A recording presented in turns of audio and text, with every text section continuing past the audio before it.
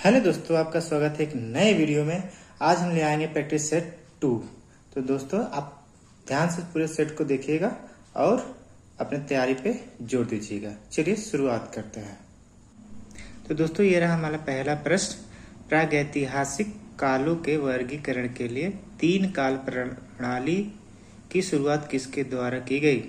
Warren हेल्सर, John मोरे, Christian जुरगेसन, Thomas Robert Thompson. तो हमारा यहाँ से सही ऑप्शन होने वाला है ऑप्शन नंबर सी। अगला प्रश्न देखेंगे, निम्नलिखित में से कौन मगध के सिंहासन के लिए राजा बिंबिसार का उत्तराधिकारी था? चंद्रगुप्त मौर्य, अजातशत्रु, उदयन और अशोक। तो हमारा सही ऑप्शन होने वाला है ऑप्शन नंबर बी। चलिए अगला प्रश्न देखते हैं, निम्नलिखित में से कौन हर्षवर्धन के दरबारी कवि और हर्षचरित्र के लेखक थे? बाणभट्ट, कालिदास, राजशेखर, आर्यभट्ट। तो हमारा सही ऑप्शन होने वाला है बाणभट्ट। अगला प्रश्न देखेंगे, दारा सिकोह के पिता का नाम क्या था? जहांगीर, फर्रुखसियर, शाहजहां, औरंगजेब। तो सही ऑप्शन होने वाला है हमारा ऑप्शन नंबर सी। अगला प्रश्न है, पानीपत के तृतीय युद्ध के दौरान मुगल सम्राट कौन था? बहादुर शाह प्रथम, बहादुर शाह जफर, अकबर द्वितीय, शाह आलम द्वितीय। तो हमारा सही ऑप्शन होने वाला है ऑप्शन नंबर डी। हमारा अगला प्रश्न है, द्वितीय आंग्ल बर्मा युद्ध किस वर्ष लड़ा गया था? 1852, 1652, 1552 और 1752। तो हमारा सही ऑप्शन होने वाला है ए। अगला देखेंगे प्रश्न, इस्लामी संस्कृति को संरक्षित करने के उद्देश्य से चलाए गए देवबंद आंदोलन का प्रमुख नेता कौन था? मोहम्मद कासिम, नाना तौवी, मौलाना अबुल कलाम आजाद, शाह वलीउल्लाह। ठीक है दोस्तों, अगला ऑप्शन था सैयद अहमद खान। तो इसमें से सही ऑप्शन होने वाला है हमारा ऑप्शन नंबर ए। अगला प्रश्न है, भारतीय राष्ट्रीय कांग्रेस के किस अधिवेशन के दौरान भारत छोड़ो प्रस्ताव पारित किया गया था? कलकत्ता अधिवेशन, या ऑप्शन है कराची अधिवेशन, लाहौर अधिवेशन, बम्बई अधिवेशन। तो हमारा सही ऑप्शन होने वाला है नंबर डी। तो अगला प्रश्न देखेंगे, एका आंदोलन के नेता कौन थे? वासुदेव थे, सरदार भगत सिंह थे, मदारी पासी थे, गडकरी थे। तो हमारा सही ऑप्शन होने वाला है ऑप्शन नंबर सी। किस वर्ष में राजा मोहन राय ने कलकत्ता में ब्रह्म समाज की स्थापना की थी? 1822, 1824, 1826, 1828। तो सही ऑप्शन होने वाला है 1828 यानी डी।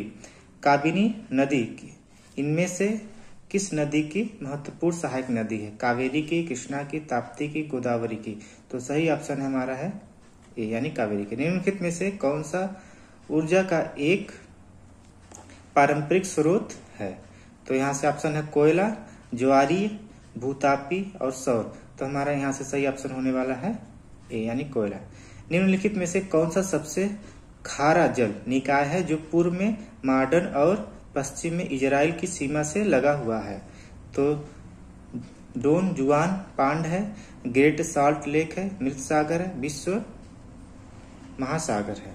इसमें से सही ऑप्शन हमारा होने वाला है ऑप्शन नंबर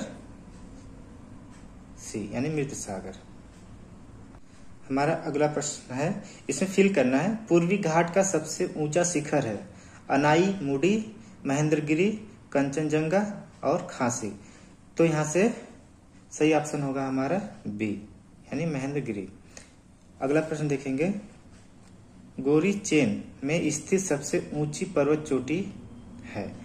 अरुणाचल प्रदेश है, असम है, सिक्किम है, मणिपुर है। तो यहाँ से हमारा सही ऑप्शन होने वाला है option number A Arunachal Pradesh. अगला प्रश्न है, राज्य विधानसभा में यहाँ फिल करना है कि पूर्व अनुमति के बिना कोई धन विधेयक प्रस्तुत नहीं किया जा सकता। तो ऑप्शन है उप मुख्यमंत्री, स्पीकर, राज्यपाल, मुख्यमंत्री। तो यहाँ से सही ऑप्शन होने वाला है हमारा है राज्यपाल। अगला प्रश्न है, निम्नलिखित में से किस देश से भारत के संविधान में सर्वोच्च न्यायालय के सलाहकार क्षेत्राधिकारी को अपनाया गया था? पुर्तगाल था, जर्मनी था, कनाडा था, क्यूबा था। तो यहाँ से सही ऑप्शन होने वाला है हमारा कनाडा। अगला प्रश्न देखेंगे, निम्नलिखित में से किस संवैधानिक संशोधन अधिनियम द्वारा भारतीय संविधान में मौलिक कर्तव्यों को जोड़ा गया था? 42वें ऑप्शन है, 42वें, 65वें, 73वें, 74वें। तो यहाँ से 42वें पे टिक। तो दोस्तों अगला प्रश्न है, किस राज्य के राज्यपाल के पास निम्नलिखित में से कौन सी शक्तियां नहीं होती? न्यायपालिका की शक्तियां, राजनयिक, सैन्य शक्तियां, कार्यकारी शक्तियां, विधायी शक्तियां। तो यहाँ से ऑप्शन नंबर हमारा बी सही होगा। ठीक है दोस्तों, अगला प्रश्न है, भारतीय संविधान के किस भाग में संविधान में संशोधन की प्रक्रिया निर्धारित की गई थी? भाग 15 में है, भाग 21 में है, भाग 20 में है, भाग 10 में है। तो ये ऑप्शन होगा हमारा सी, यानी भाग 20 में है। निम्नलिखित में से कौन से जुलाई 1991 में शुरू किए गए व्यापक उदारीकरण सुधारों का हिस्सा नहीं थे? तो पहला है ऑप्शन व्यापार और पूंजी प्रवाह सुधार, विनिवेश और सार्वजनिक उद्यम सुधार, जनसांख्यिकी सुधार, वित्तीय क्षेत्र में सुधार। तो यहाँ से सही ऑप्शन होने वाला है हमारा सी, जनसांख्यिकी सुधार। अगला प्रश्न है, वस्तु एवं सेवा कर जीएसटी के संबंध में कौन सा कथन सही नहीं है? यहाँ से हमारा ऑप्शन है अंतर्राज्यीय वस्तुओं और सेवाओं के लेन देन पर एकीकृत जीएसटी लगाना, विशेष महत्व के घोषित सामान की अवधारणा समाप्त कर दी गई है, राजस्व के नुकसान के लिए राज्य को 5 साल के लिए मुआवजा। तो यहाँ से हमारा सही ऑप्शन होने वाला है बी। दोस्तों ये रहा हमारा अगला प्रश्न, कायाकल्प और शहरी परिवर्तन के लिए अटल मिशन किस मंत्रालय के अधीन है? आवास और शहरी मामले, मानव संसाधन विकास, स्वास्थ्य और परिवार कल्याण, गृह मंत्रालय। तो यहाँ से सही ऑप्शन होने वाला है ए। अगला प्रश्न है हमारा, डॉक्टर नॉर्मन बोरलॉग संबंध है हरित क्रांति से, श्वेत क्रांति से, पीत क्रांति से, नील क्रांति से। तो हमारा सही ऑप्शन होने वाला है ये हरित क्रांति से थी। अगला प्रश्न है, निम्नलिखित में से कौन एक गेहूं प्रजनक है? अमृता पटेल है, के.एल. चड्डा है, एस.के. वसल है, एम.एस. स्वामीनाथन। तो यहाँ से ऑप्शन हमको डी सही मिल जाएगा। अगला प्रश्न है, मनुष्यों में अंतःस्रावी ग्रंथि नहीं है? अधिवृक्क ग्रंथि, पीयूष ग्रंथि, शीर्ष ग्रंथि और यकृत। तो यहाँ से यकृत वाला सही ऑप्शन होगा। अब अगला प्रश्न है, निम्नलिखित में से कौन सा भौतिक मात्रा और माप की इकाई की गलत जोड़ी है? ऊर्जा जूल, आवृत्ति हर्ट्ज, दाब न्यूटन और शक्ति वाट। तो यहाँ से दाब वाला ऑप्शन सही होगा। अगला देखेंगे, वॉशिंग सोडा का रासायनिक सूत्र है। ऑप्शन ए है Na2SO4, बी है CaOH ट्वाइस है, Na2CO3 × 10H2O है, डी है NaHCO3। तो यहाँ से ऑप्शन नंबर सी सही होगा। वाहनों की हेडलाइन, अगला प्रश्न है, वाहनों की हेडलाइन में प्रयुक्त दर्पण कौन सा है? उत्तर दर्पण है, अवतल दर्पण, समतल दर्पण, समतल उत्तल दर्पण। तो यहाँ से हमारा सही ऑप्शन होने वाला है बी, यानी कि अवतल दर्पण। अगला प्रश्न है, कवक की भौतिक भित्ति इन किससे बनी होती है? काइटिन या सेलुलोज से, लिग्निन से, हेमी सेलुलोज से। तो ये बनी होती है काइटिन से। अगला प्रश्न है हमारा, फिल करना है कि किन्नौरी लोग किन्नौरी नृत्य लोसर, सोना, चुमकसन करते हैं। तो उत्तर प्रदेश है, बिहार है, हिमाचल प्रदेश, मध्य प्रदेश। तो यहाँ से हिमाचल प्रदेश वाला। तो ये रहा हमारा अगला प्रश्न, निम्नलिखित में से किस नर्तक या नर्तकी को 2018 में छऊ नृत्य के लिए संगीत नाटक अकादमी पुरस्कार से सम्मानित किया गया था? राधा कृष्ण श्रीधर हैं, तपन कुमार पटनायक हैं, सुरूपात सेन है और पशु मूर्ति रामलिंगा शास्त्री हैं। तो यहाँ से ऑप्शन नंबर बी सही होगा। अगला प्रश्न है, निम्नलिखित में से कौन सा भारत का राष्ट्रीय पर्व नहीं है? स्वतंत्रता दिवस, राष्ट्रीय एकता दिवस, गांधी जयंती, गणतंत्र। ये ऑप्शन बी राष्ट्रीय एकता दिवस। टेबल टेनिस, अगला प्रश्न है, टेबल टेनिस में एक सर्विस के दौरान अनुमत क्रमागत लेट्स की अधिकतम संख्या कितनी होती है? कोई सीमा नहीं, 2, 1, 3। तो कोई सीमा नहीं होती। अगला प्रश्न है, पंडित ईश्वर प्रसाद कथक के निम्नलिखित में से किस घराने से संबंधित थे? रायगढ़ घराने से, लखनऊ घराने से, बनारस घराने से, जयपुर घराने से, लखनऊ घराने से थे। अगला प्रश्न है, यामिनी कृष्णमूर्ति को नृत्य की किस शैली की अस्थाना नर्तकी के रूप में पहचान मिला था? मोहिनीअट्टम और शास्त्रीय, भरतनाट्यम और कुचिपुड़ी, ओडिसी और कथक, कथकली, मणिपुरी। तो भरतनाट्यम और कुचिपुड़ी था। अगला प्रश्न है, इसमें फिल करना है, कितने दिनों का काम देने के लिए भारत सरकार द्वारा गरीब कल्याण रोजगार योजना 2020 शुरू की गई थी? 120, 115, 130, 125 थे 125। अगला प्रश्न है, निम्नलिखित में से किस भारतीय ओलंपियन ने प्लेइंग टू विन शीर्षक की आत्मकथा लिखी है? अभिनव बिंद्रा, लवलीन बोरगोहेन, कड़व मल्लेश्वरी, साइना नेहवाल। तो ऑप्शन यहाँ से टी से साइना नेहवाल। रामचरितमानस महाकाव्य के रचयिता निम्नलिखित में से कौन से? वेद व्यास है, भरत मुनि है, तुलसीदास, वाल्मीकि थे तुलसीदास। हमारा अगला प्रश्न है, संगीत नाटक अकादमी प्रख्यात कलाकारों को फेलोशिप देती है। सोनल मानसिंह ने ओडिसी नृत्य के लिए प्राप्त किया। यह किस राज्य का एक नृत्य रूप है? तो उड़ीसी था, आंध्र प्रदेश था, केरल था, उत्तर प्रदेश। तो उड़ीसी था। ठीक है दोस्तों। अगला प्रश्न है, केंद्रीय मंत्री धर्मेंद्र प्रधान और डॉक्टर मनसुख मंडाविया ने हाल ही में कौन सा रिपोर्ट लॉन्च किया? Make in India report, jobs at your door steps report, startup India report, digital India report. तो जॉब्स यानी कि ऑप्शन बी था। 42वां है क्वेश्चन, 4 नवंबर 2025 को उरुग्वे के 43वें राष्ट्रपति के रूप में कौन चुना गया?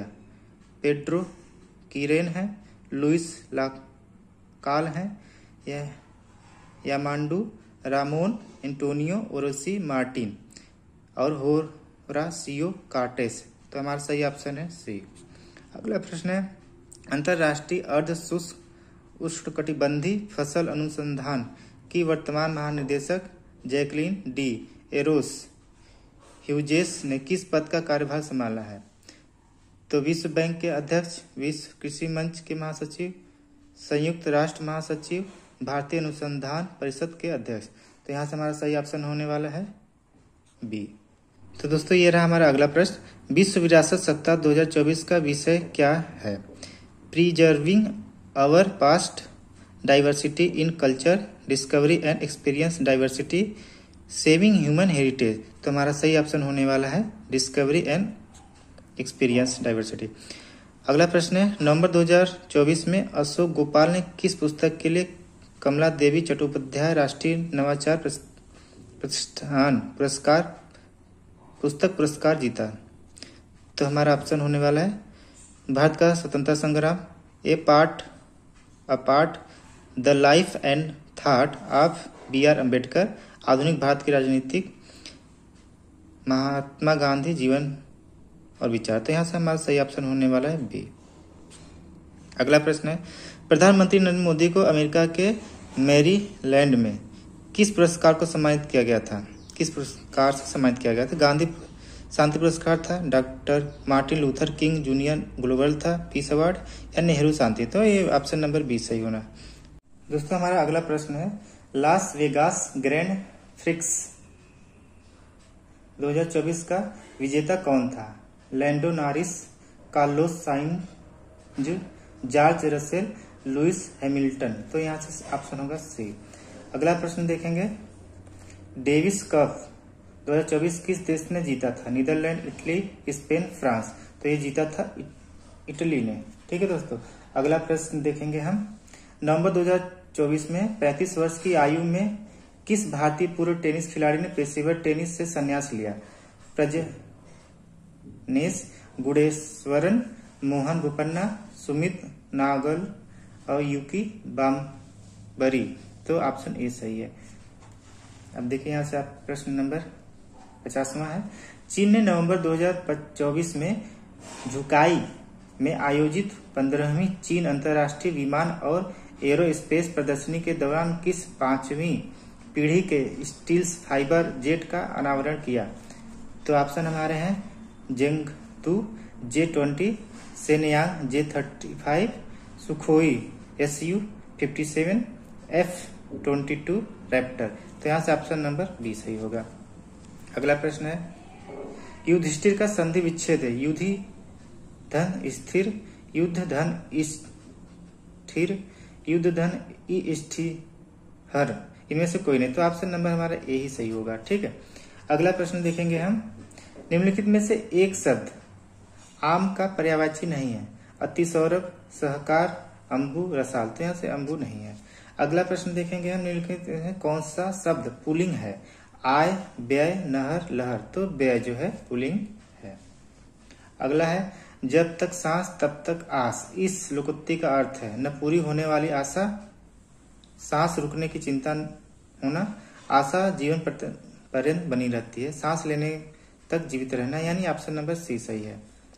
हमारा लास्ट सवाल है, यानी लास्ट प्रश्न है। इनमें से मधुशाला के लेखक कौन है। हरिवंश राय बच्चन, भगवती चरण शर्मा, महादेवी शर्मा, तो इसमें से हरिवंश राय बच्चन ही है। ठीक है दोस्तों, आपको दोस्तों वीडियो पसंद आए तो लाइक और सब्सक्राइब जरूर करिएगा चैनल को। मिलते हैं नेक्स्ट वीडियो में। आपका दिन शुभमय हो।